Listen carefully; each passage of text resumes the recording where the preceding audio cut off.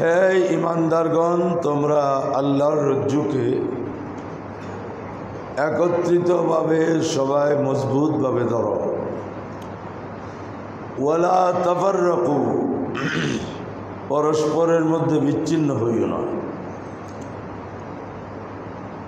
তাহলে আল্লাহ রাব্বুল আলামিন মুসলমানের কাছে, মুমিনের কাছে যেই বিষয়টা চেয়েছেন সেটা হচ্ছে মুসলমানদের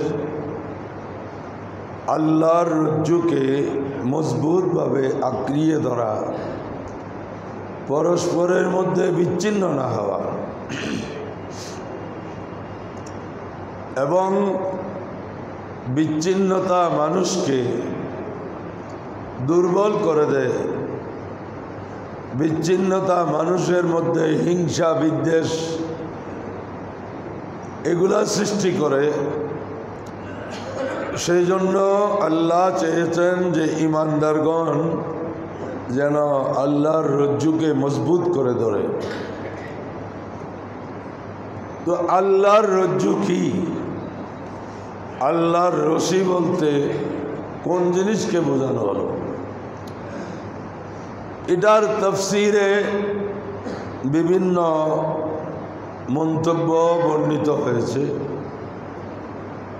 কেউ বলেছেন হাবলুল্লাহ, আল্লাহর রজ্জু হচ্ছে কোরআন। তো কোরআনে পাক এটা আল্লাহর রজ্জু, এটাকে আঁকড়িয়ে ধরো। তো কোরআনে পাকের মধ্যে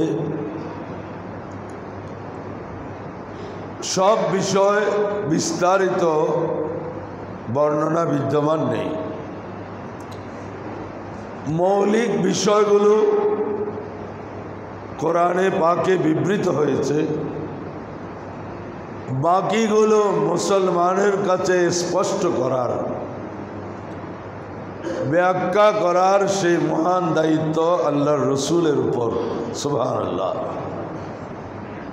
আল্লাহ বলেছেন, আমি কোরআন নাজিল করেছি ইয়া রাসূলুল্লাহ লিতুবায়্যিনা লিন্নাস। এটার বয়ান এবং তাফসীর আপনি করবেন।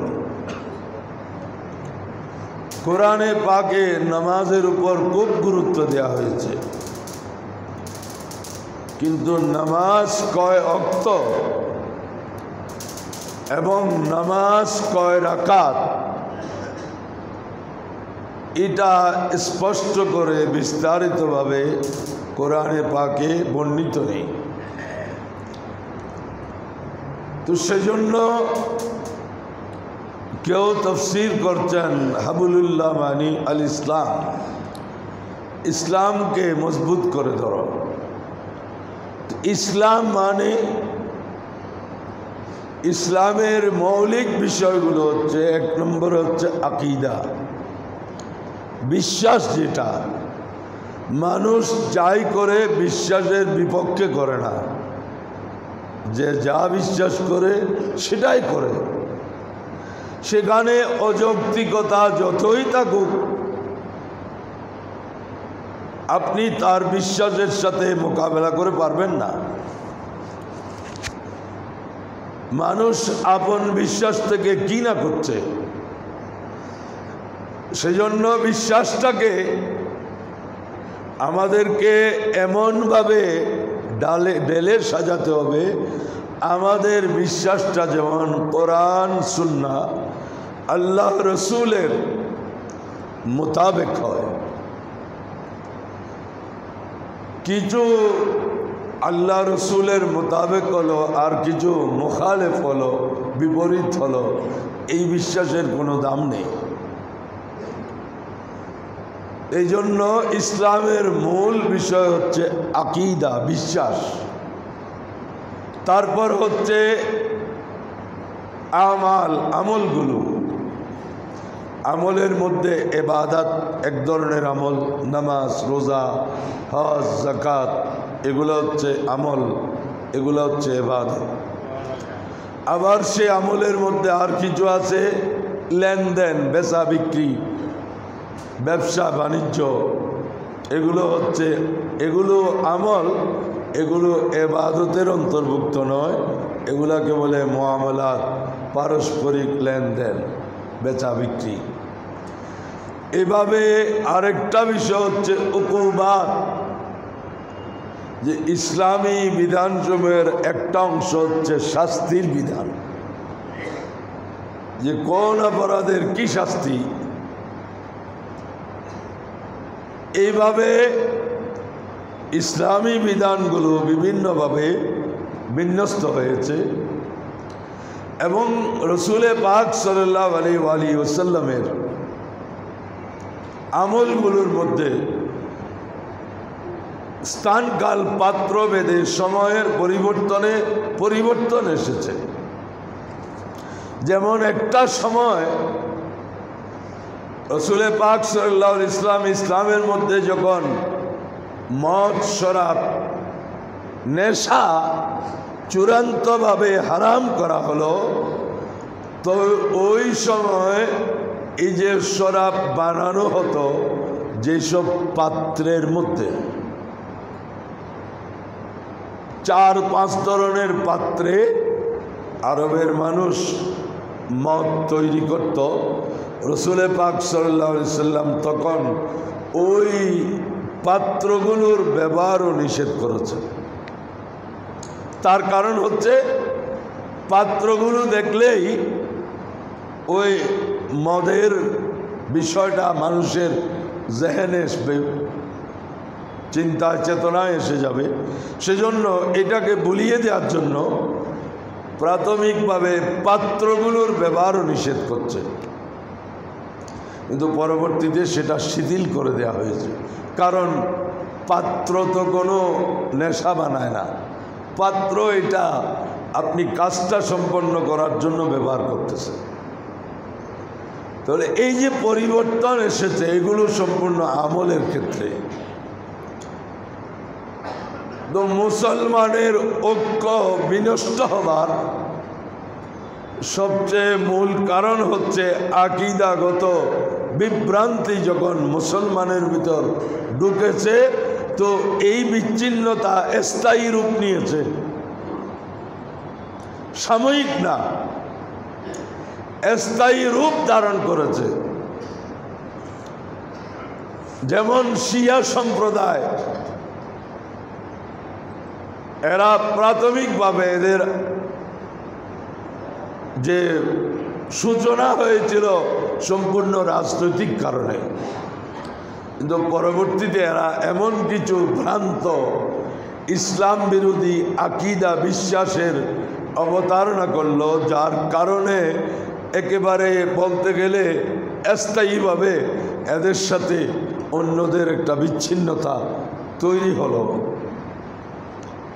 যেটার কারণে আজকে বিশ্ব আদালতে আইনের ক্ষেত্রে সুন্নি আইন, শিয়া আইন, 2 ধরনের আইন, এটা আন্তর্জাতিকভাবে একটা পরিচিত বিষয়ে পরিণত হয়েছে। এই বিষয়গুলো মুসলমানকে দুর্বল করতে করতে করতে আজকে মুসলমান আমরা সংখ্যায় এত কম নেই। মুসলমানের শক্তি কিন্তু সংখ্যা নয়, মুসলমানের শক্তি হচ্ছে তার ঈমানি শক্তি, হচ্ছে মুসলমানের মূল শক্তি। সুবহানাল্লাহ। মুসলমান ইসলাম বৈষয়িক বিষয়গুলোকে যেমন গুরুত্ব দেয়, ইসলাম একটা আধ্যাত্মিক বিষয়কে, রুহানি শক্তিকে, সেটাকেও ইসলামের মধ্যে গুরুত্ব আছে। এই যে ইতিহাসে দেখা যায় যে সাহাবা কেরাম যুদ্ধ করতে যাওয়ার বেলায় মাঝখানে সমুদ্র পড়েছে, ব্রিজ নাই, নৌকা সাম্পান নাই। হযরতে আলাউল হাজরামি রাদিয়াল্লাহু আনহু তো নদীর তীরে দাঁড়িয়ে বললেন, এই সমুদ্র, আমরা আল্লাহর দ্বীন প্রতিষ্ঠা করতে যাচ্ছি, তুই যদি আল্লাহরই হুকুমে চলতেছস তো আমাদেরকে রাস্তা করে দে। সুবহানাল্লাহ। পানি সরে গেছে, বিশাল বাহিনী, তার সওয়ারি ঘোড়া এগুলা নিয়ে পার হয়ে গেছে, যেটার দিকে ইঙ্গিত করে ডক্টর ইকবাল বলেছেন, দস্ত তো দস্ত दरिया भी न छोड़े हमने, दस्त तो दस्त दरिया भी न छोड़े हमने, बाहरे जुल्मात में भी दौड़ा दिए घोड़े हमने।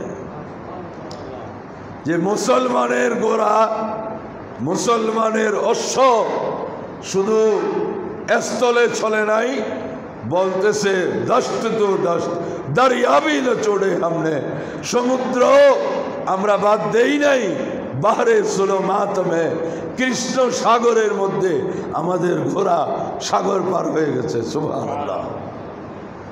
সে আধ্যাত্মিক শক্তি মুসলমানের মধ্যে এক সময় ছিল, জ্ঞানের শক্তি মুসলমানের মধ্যে ছিল। তো আধ্যাত্মিক শক্তি তখনই থাকবে যখন ঈমান মজবুত থাকবে। বলতে গেলে আজকে যে নিজেদের অস্তিত্ব রক্ষার জন্য যেই সব শক্তি প্রয়োজন, সে সব ক্ষেত্রে আজকে আমাদের বড় ধন্য দশা। না হয় এতগুলো মুসলমান, 200 কোটির মতো মুসলমান থাকতে বিভিন্ন দেশে মুসলমান এইভাবে নির্যাতিত হচ্ছে, অন্যায়ের চরম সীমা পার হয়ে গেছে। আজকের অমুসলিমরা যারা মানবাধিকারের কথা বলে, এদের মানবাধিকার কি?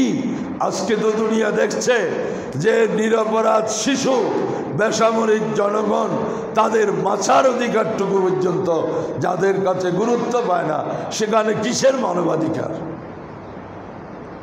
আজকে মুসলিম রাষ্ট্রপ্রধানগুলো একসাথে একটা কথাও বলতে পারছে না, তাহলে আমাদের অবস্থান কোথায় গেছে? বড় আফসোস। এখানে মুসলমানের আফসোস করা ছাড়া এখন কি উপায় আছে? আজকের আরব বিশ্ব আল্লাহ কি কোন অভাব তাদের মধ্যে রেখেছে? কিসের অভাব? অর্থবিত্ত, খনিজ সম্পদ। বিশ্বের মুসলমান 72%, 72% তেল সম্পদের মালিক মুসলমান। সেই মুসলমান এত অসহায় হয়ে যাওয়া, এটা কিসের কারণে? আমরা আমাদের ঈমান, আকীদা, আদর্শ এগুলোকে সব জলাঞ্জলি দিয়েছি। একসময় মুসলমান হওয়ার কারণে সবচেয়ে বেশি সম্মানিত ছিল, আর আজকে মুসলমান আমরা পরিচয়টা বহাল আছে, কিন্তু আমাদের সেই সম্মান, সেই মর্যাদা, সেই শক্তি, সেই প্রভাব প্রতিপত্তি, এগুলো সব দুলোয় লুণ্ঠিত হয়েছে। আমরা সবাই সুবিধাবাদী মুসলমানে পরিণত হয়েছি। ইসলামের যেইটুকু অংশ আমার জন্য সুবিধাজনক হয়, আমি সেইটা আমল করি, আর একটা সম্পূর্ণ বাদ দিয়ে দিই। ইসলাম, আল্লাহ বলেছেন, ইয়া আইয়ুহাল্লাযীনা আমানু উদখুলু ফিস-সিলমি কাফা, তুমি ইসলামের মধ্যে পরিপূর্ণ প্রবেশ করো। ওয়ালা তাত্তাবিউ খুতুওয়াতিশ শাইতান, শয়তানের পদাঙ্ক অনুসরণ করিও না। শয়তানের পদাঙ্ক কোনটা? যে আমি সুবিধাবাদী মুসলমান, আমার জন্য যেটা সুবিধাজনক সেই ইসলামের সে আদর্শটা আমি গ্রহণ করি, সেই চরিত্রটা ধারণ করি। কিন্তু যেটা আমার পছন্দ না, আল্লাহ রসুলের পছন্দ, সেটা আমি ধারণ করি না, অনুশীলন করি না, আত্মস্থ করি না, আমলে পরিণত করি না। তো আমাদের জন্য সাহায্য কেন আসবে? আসমানি সাহায্য এসেছিল, তার প্রমাণ পবিত্র কোরআনে বদর এবং হুনাইন, এই দুই যুদ্ধে, বদরের যুদ্ধে সাইয়্যিদুনা জিবরিল আমিন ফেরেশতারা মুসলমানের পক্ষে হয়ে যুদ্ধ করেছেন। সাহাবায়ে কেরাম দেখছেন, একদম ইয়া খাইজুম, জিবরিলের ঘোড়ার নাম ছিল খাইজুম, আওয়াজ হচ্ছে এই খাইজুম এগিয়ে যাও, আওয়াজ শোনা যাচ্ছে, কাউকে দেখা যাচ্ছে না, তলোয়ার দেখা যাচ্ছে না, কিন্তু শিরুচ্ছেদ হয়ে যাচ্ছে। সেই সাহায্য মুসলমান পেয়েছিল, সেই সাহায্যকারী আল্লাহ এখনো হাইয়ুল কাইয়ুম আছে, কিন্তু আমাদেরকে সেই সাহায্য, এত দোয়া কেন কোনো কাজ হচ্ছে না, কেমনে হবে? রসুলে পাক বলেছেন, যখন আমর বিল মারুফ নাহি আনিল মুনকার, ভালো কাজের নির্দেশ, মন্দ কাজ থেকে মানুষকে বিরত রাখার এই দুটি বিষয় মুসলমানের মধ্যে থাকবে না, তখন বলছেন ওয়াতাদউনা ফালা ইস্তাজিবু লাকুম, তোমরা আল্লাহর কাছে দোয়া করবে কিন্তু দোয়া কবুল হবে না, দোয়া কবুল হবে না। দোয়া কবুল হওয়ার জন্য আমাদের মধ্যে পরিবর্তন আসতে হবে। আমি আমর বিল মারুফ, ভালো কাজের নির্দেশ, নাহি আনিল মুনকার, মন্দ কাজ থেকে বিরত রাখা, সেটা আমি আমার পুরা বাড়িতে পারছি না, আমার পুরা সমাজে পারছি না, আমার ঘরেও পারছি না। প্রতিটি পরিবারে মুসলমান যদি এই দুটি বিষয়কে, আমর বিল মারুফ, ভালো কাজের নির্দেশ, নাহি আনিল মুনকার, মন্দ কাজ থেকে মানুষকে সামর্থ্য অনুযায়ী বিরত রাখা, এই দুটি কাজ যদি আমরা এই সংকল্প করি, আমার পরিবারে অন্তত আমি ভালো কাজ প্রতিষ্ঠা করব, মন্দ কাজ এটা উৎখাত করব, এটা তো একটা পরিবারের মধ্যে অসম্ভব কিছু না। হ্যাঁ, ত্যাগ লাগবে। এখন আমি যিনি পিতা, আমি চলি আমার ছেলের খরচে, আমার ছেলে যা ইচ্ছা তা করছে, আমি চোখ বুঁধে দেখে আছি, এটা ইসলাম সমর্থন করে না। আপনি আপনার ছেলের খাচ্ছেন, আজকে আপনি ভিক্ষা করে খেতে পারবেন, কিন্তু আপনার ছেলেকে আপনি যেদিন লালন পালন করছিলেন তার মধ্যে ভিক্ষা করার যোগ্যতাও ছিল না, সে সম্পূর্ণ অসহায় ছিল, যে কিদা লেগছে সেটা বলতে পারতো না, যে তার সমস্যার কথা জানাতে পারতো না। সেই সময় আপনি আপনার হাড় ভাঙা পরিশ্রম দিয়ে প্রয়োজনে ভিক্ষা করে আপনি আপনার ছেলেকে লালন পালন করেছেন। আজকে সে পরিণত বয়সে উপার্জন করছে, আপনাকে খাওয়াচ্ছে, আপনি কেন অসহায় হবেন? ছেলেকেও বুঝতে হবে যে আমি আজকে আমার মা বাবাকে তাদের ভরণ পোষণ পালন করছি, এটা আমি অনেক কিছু করছি, এই খেয়াল যার কাছে আছে সে তার জীবনের প্রারম্ভিক অবস্থাকে ভুলে গেছে। একটা সন্তান লালন পালন করতে, আজকের দিনে সন্তান লালন পালন করার কত সহজ উপায় মানুষের হাতের নাগালে। আরেকটা সময় ছিল মা যিনি সারা রাত ঘুমাতেই পারতেন না, আবার সেই মা তার কোনো কাজের মেয়ে ছিল না। একটা সময় কয়টি পরিবারে কাজের মেয়ে ছিল, আবার সে সারাদিন পরিবারের সব কাজ নিজ হাতে করেছে। আমরা যারা আজকে ছেলে হিসেবে আমাদের মা বাবা আছে, আমার স্ত্রী কি ওইভাবে কাজ করছে যেভাবে আমাদের মা করেছিল? মোটেই না। এখন তো আপনি বাজার থেকে মাছ সরাসরি নিতে পারবেন না, কেটে না নিলে আপনাকে কাটতে হবে, নয় আবার যাইতে হবে, এই তো অবস্থা। আরেকটা সময় মাছ কাটতে কাটতে আমাদের মা চাচিদেরকে হাতের মধ্যে রক্ত বের হয়ে যেত। আজকে গ্রামেও সেই গাছের পাতা কাঠ দিয়ে কয়টা পরিবার রান্না করছে? সবাই হয়তো লাইনের গ্যাস নয়তো সিলিন্ডার ব্যবহার করছে, কিন্তু আমরা আমাদের মা চাচিরা কি করছিল সেটা সম্পূর্ণ ভুলে গেছি। বর্ষাকালে আমাদের তো কিছু মনে আছে, বর্ষার সময় মহিলাদের কি কষ্ট হতো, শুকনা কোনো লাকড়িও পাওয়া যেত না, বিকল্প কোনো ব্যবস্থাও ছিল না। সেইভাবে লালন পালন করে বড় করা সন্তান আজকে তাদের স্ত্রীরা কোন হালতে আছে। এই সময় আমরা কেন আমাদের পরিবারে আমর বিল মারুফ নাহি আনিল মুনকার, ভালো কাজের নির্দেশ, মন্দ কাজ থেকে বিরত রাখার সেই কাজটি আমরা কেন করতে পারছি না? মুসলমানের কাছে ক্ষমতা কোনোদিন কাম্য বিষয় হতে পারে না। রসুলে পাক বলেছেন, তুমি যোগ্যতা অর্জন করো, মানুষ বাধ্য হবে, মানুষ তোমাকে বাধ্য করবে নেতৃত্ব গ্রহণ করার জন্য। রসুলে পাক বলেছেন, লা তাসআলিল ইমারা, নেতৃত্ব তুমি চাইও না, বরং নেতৃত্বের যোগ্যতা অর্জন করো, মানুষ তোমাকে নেতা বানাবে। ইন ভুল্লিতা ওইনতা, তোমাকে যদি মানুষ নেতা বানায় তো তোমাকে চারিদিক থেকে সহযোগিতাও করবে। আর তুমি যদি নেতৃত্ব চাও তো তুমি অসহায় হয়ে পড়বে।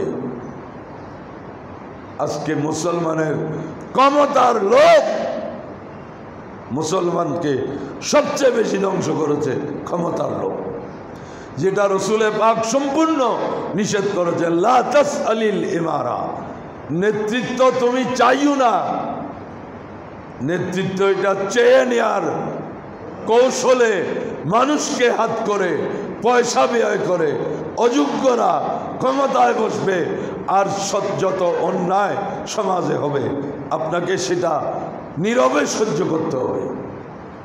সৎ মানুষের দাম থাকবে না। রসুলে পাক সাল্লাল্লাহু আলাইহি ওয়াসাল্লাম সবগুলো বলে গেছেন, আমরা শুধু বলছি আর আমরা শুনছি, কাজের বেলায় কোনো পরিবর্তন নেই। আফসোস, মুসলমান অল্প সংখ্যক ইহুদি আজকে এই 200 কোটি মুসলমানকে যেন গোলাম বানায় রাখছে। কেন? যে মুসলমান নেতৃত্বের জন্য আমার আরেকজন মুসলিম ভাইকে ক্ষমতাচ্যুত করার জন্য আমি সাহায্য নিচ্ছি ইহুদির, তখন সাহায্য আমায় কার কাছ থেকে নিচ্ছি সেটা আমি চাচ্ছি না। আমার নবীর আদর্শ কি ছিল? হুজুর সৈয়দ আলম সাল্লাল্লাহু আলাইহি ওয়াসাল্লাম বদর যুদ্ধে যাচ্ছেন, মুসলিম শরীফের রবায়ত। পথের মধ্যে একজন হৃষ্টপুষ্ট অমুসলিম, সে ইমানদার নয়, সে স্বেচ্ছায় বলছে, আমি আপনাদেরকে যুদ্ধে সহযোগিতা করতে চাই, আমার যে ফিজিক্যাল ফিটনেস আছে, আমার শারীরিক যোগ্যতা আছে, আমি রণকৌশল জানি। রসুলে পাক সাল্লাল্লাহু আলাইহি ওয়াসাল্লাম বললেন, আতুমিনু বিল্লাহ, তুমি আল্লাহর উপর ইমান রাখো, ইমানদার হয়েছ? সে বলল না, না তোমার দরকার নেই। কিছু দূর যাওয়ার পর আবার বলল, রসুলে পাক বললেন, না দরকার নেই। কিছু দূর যাওয়ার পর আবার বলল, রসুলে পাক আবার জিজ্ঞেস করলেন, আতুমিনু বিল্লাহ, আল্লাহর উপর ইমান আছে তোমার? এ বলে না। রাসূল সাল্লাল্লাহু আলাইহি ওয়াসাল্লাম, ইন্না লা নাস্তাইনু বিমুশরিকিন, আমি কোনো মুশরিক থেকে সাহায্য নেব না। আজকে আমরা আমার মুসলমান ভাইকে গায়েল করার জন্য, আমার মুসলমান ভাইকে প্রতিপক্ষ বানিয়ে তাকে নস্যাৎ করার জন্য, উৎখাত করার জন্য আমার আঙ্গিনা ছেড়ে দিচ্ছি ইহুদিকে, মুসলমানকে আমার আঙ্গিনায় বসে মারো। এই তো অবস্থা। বড় আফসোস। আলতাফ হোসেন আলী উর্দু কবি মুসলমানের এই অবস্থা দেখে রসুলে পাকের ওনার মুনাজাত নামে একটা উর্দু কাব্য আছে, আয় খাস আয়ে খাস শান রসুল वक्त दुआ है उम्मत पे तेरी आके अजब वक्त पड़ा है, आए खास आए खास शान रसुल वक्त दुआ है या रसूल अल्लाह, আপনি সর্বশ্রেষ্ঠ রসুল, এটা বড় দোয়ার সময় হয়েছে। উম্মত মে তেরি আকে আজব ওয়াক্ত পড়া হয়, আপনার উম্মতের মধ্যে এক বড় বৈচিত্র্যপূর্ণ সময় এসেছে। जो दीन बड़ी शान से निकला था वतन से परदेस में हुए आज गरीबुल गुरबा है। আজকে মুসলমানদের এই পরিণতি কেন? শুধুমাত্র লোক লালসা, আয়েশ, ঈশ্বর আপনার মধ্যে প্রাচুর্য থাকলেও আপনি সীমার বাইরে আরামায়েশ করা, এটা আল্লাহর পছন্দ নয়। আপনি প্রয়োজনীয় ভাবে আপনি খেতে পড়তে পারেন। অপচয় মুসলমানকে গ্রাস করে ফেলেছে। কোন ক্ষেত্রে অপচয় করছি না আমরা? কোথাও আমাদের পরিবর্তনের মানসিকতা নেই। না হয় এই ফিলিস্তিন সম্পর্কে রসুল পাক সাল্লাল্লাহু আলাইহি ওয়াসাল্লাম সেই জমিনের শ্রেষ্ঠত্বের অনেক বর্ণনা হাদিসের কিতাবে আছে। আজকে যেখানে যায় মুসলমান, অনেক মুসলমানকে দেখলে মুসলমান চেনার উপায়ও নেই। বড় আফসোস। আল্লাহ, জানি না আমাদের আল্লাহর কাছে কি জবাবদিহি করতে হয়। আমরা মসজিদে আসছি, নামাজ পড়তেছি, রোজা রাখতেছি, ঈদ পালন করছি, কোরবানি আসবে, বড় বড় গরু নিয়ে গরুর প্রদর্শনী হবে, আমরা কোরবানি করব, গোশত খাবো, আনন্দ করব। আমার মৌলিক অবস্থানটা কোথায়? কোথায় আমাদের সেই জিনিসটাকে স্থায়ীভাবে আকীদাগত দ্বন্দ্ব লাগিয়ে এই শিয়া সম্প্রদায়ের লোকজন হযরত মৌলা আলী শের খুদা কররামাল্লাহ ওয়াজহুল করিমকে ইলাহ পর্যন্ত বানিয়েছে। উনি নাকি মাহবুব, নাউজুবিল্লাহ। এরা রসুলে পাককে নবীকে ভাগ করলো, নীরব নবী, শরফ নবী। শরফ নবী হলেন রাসূলুল্লাহ সাল্লাল্লাহু আলাইহি ওয়াসাল্লাম, নীরব নবী নাকি হযরতে আলী, নাউজুবিল্লাহ। এই ধরনের চরম জঘন্য ভ্রান্ত আকীদা যুগে যুগে মুসলমানের মধ্যে প্রবেশ করিয়ে মুসলমানের ঐক্যকে চিরস্থায়ীভাবে খান খান করে দিয়েছে। এটা আমরা মুসলমানরা বুঝতে পারি না, এখনও সেই পথেই আছি আমরা। এমনি যেগুলো আনুষ্ঠানিকতা, এখন তো আমরা এত বেশি আনুষ্ঠানিক নির্ভর হয়েছি। আমি ঘরের মধ্যে একজনকে বদদোয়া করতে করতে শেষ করে দিচ্ছি। আজ যদি ফেসবুকে বলি অমুক অসুস্থ, আমি তার সুস্থতা কামনা করি, উনি মহাখুশি। এখন দোয়া এটা আর অন্তরের মধ্যে থাকে নেই, এটা ফেসবুক নির্ভর হয়ে গেছে। এত আর্টিফিশিয়াল চিন্তাধারা আমাদের মধ্যে এসেছে। তো এই জন্য বলছি, আমাদের চলুন আমরা অন্তত নিজের পরিবারের মধ্যে একটা পরিবর্তন আনার জন্য আমরা একটু সচেষ্ট হই। কেন আমরা ভিন্ন জাতীয় আদর্শ চিন্তা চেতনাকে আমরা কেন গ্রহণ করব? আপনি যেই লাইনেই লেখাপড়া করুন, কোনো সমস্যা নেই। আপনি চিকিৎসক হন, আপনি প্রকৌশলী হন, আপনি আইনজীবী হন, কিন্তু আইনজীবী হয়ে আপনি কি ন্যায় করছেন না অন্যায় করছেন? না পয়সার জন্য আপনি ন্যায়কে অন্যায়, অন্যায়কে ন্যায় বানাচ্ছেন? এতটুকু উপলব্ধি একজন, এটার জন্য তো মুসলমানের প্রয়োজন হয় না, একজন সুস্থ জ্ঞান সম্পন্ন ব্যক্তি হওয়া যথেষ্ট। কিন্তু আজকে গরিব মানুষ সুবিচার পায় না, কারণ ভালো উকিল নিয়ে করতে হলে যে টাকা প্রয়োজন গরিবের কাছ থেকে সেটা নেই। আমরা মুসলমানরা আল্লাহর কাছে কি জবাব দেব? এখন দোয়া করতেছি, এটাও না করে উপায় কি? একেবারে কিছু না করলে তো নিজেকে অন্তত বুঝ দিতে পারছে না, কিন্তু দোয়া তো কবুল হবে না। আর আমরা তো দোয়া কবুল হওয়ার জন্য যেটা প্রয়োজন সেটা হচ্ছে আমর বিল মারুফ নাহি আনিল মুনকার, ভালো কাজের নির্দেশ দেয়া। আপনার দায়িত্ব আপনি পালন করুন। আমরা সচেতন কয়জন মানুষ সেটা সব কিছু প্রশাসন করবে? আমার ছেলে ঈদ উপলক্ষে, শবে বরাত উপলক্ষে 1000 টাকার বাজি ফুটাচ্ছে, এইটাও কি প্রশাসন এসে বন্ধ করবে? এটা আমি নিজে বন্ধ করতে পারি না? এতটুকু না পারলে আমি আর পারবো কি?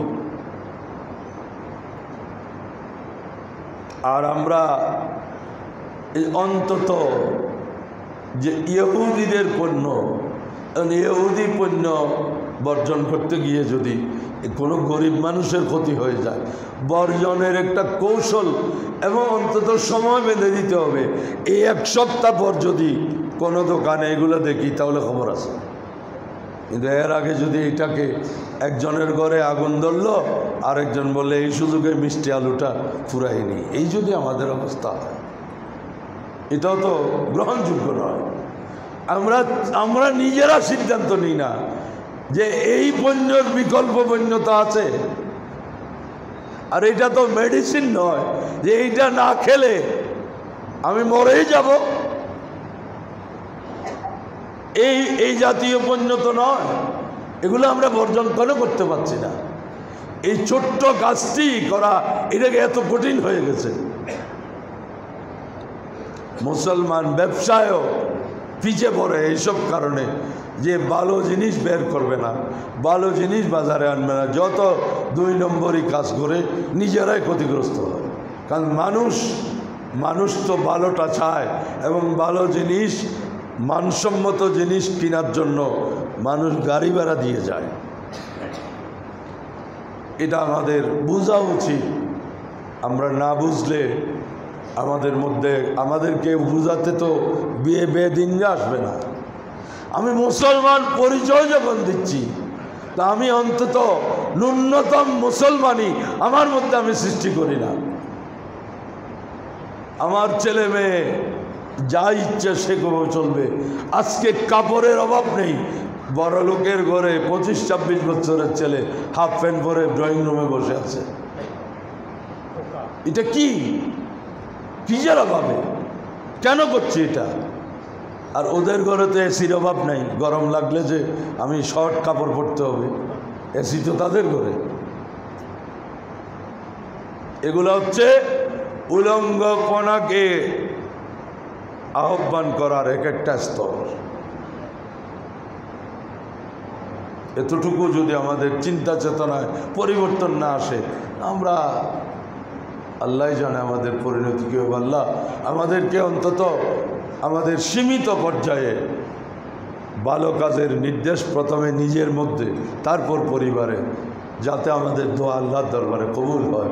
আল্লাহ তাবারক ওয়া তাআলা সে তৌফিক দান করুন। আমিন। ওয়া আখিরু দাওয়ানা আলহামদুলিল্লাহি রাব্বিল আলামিন।